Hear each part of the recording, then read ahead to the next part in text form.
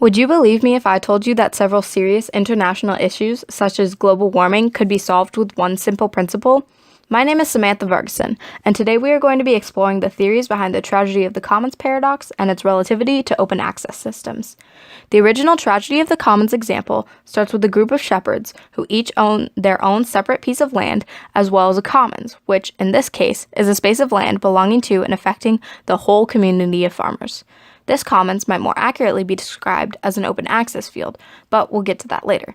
To understand this example, we must first understand the idea of carrying capacity, which is the number of living things that a region can support without environmental degradation.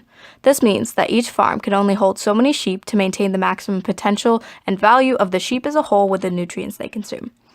This applies to each individual piece of land as well as the shared region of land.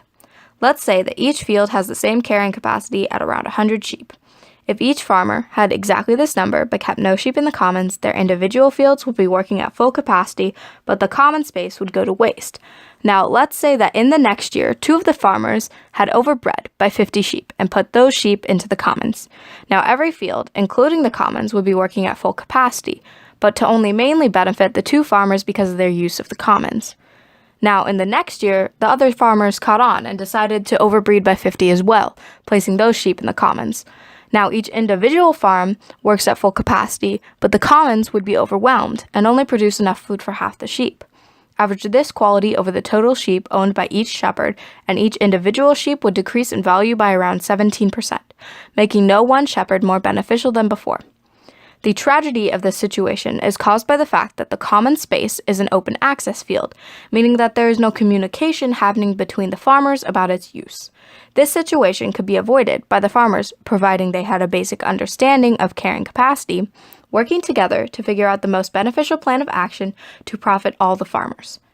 This could possibly be done by restricting the overbreeding to 25 sheep per farmer in this context, though there are numerous other solutions to this situation as well. An example of an open access system or tragedy of the commons in real life is the situation of global warming. Global warming is a gradual increase in the temperature of the Earth, generally attributed to the greenhouse effect, which is the trapping of the sun's warmth in the planet's lower atmosphere. Some big causes of the greenhouse effect include CO2 emissions and the release of methane gas and the production of livestock used for human consumption. This idea of global warming being considered a tragedy of the commons is because the world's atmosphere is a common space that is being deteriorated by our use and later becoming a problem for the entire population of the Earth, possibly leading to the world's 6th great extinction. This is also a problem of an open access system because the amount of communication between all countries to try and stop this event is seriously lacking. This problem is worldwide, and one person or country working to stop it may not be enough. We need to work together to create international laws restricting CO2 emissions and the production of methane gas, and establish the need to fix this problem. Overall, the tragedy of the commons question teaches us of the dangers of miscommunication within the world and how we can all be affected by these problems. A lot of problems can be solved by taking this principle into mind, so this needs to be something that everyone is well informed on.